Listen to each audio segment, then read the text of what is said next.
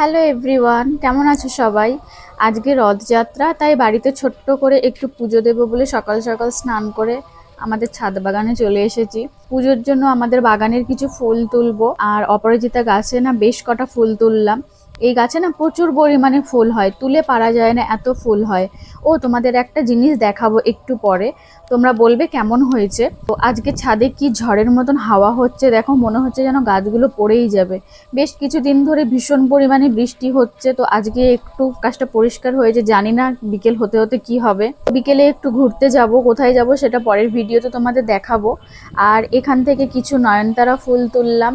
আর আজকে জবা গাছে না একটা ফুল ফুটেছে, প্রচুর পরিমাণে ফুল হয় কিন্তু আজকে একটাই ফুল ফুটেছে, তো ওটাই তুললাম। সব কটা গাছ থেকেই কিছু কিছু ফুল তুলে নিয়েছি।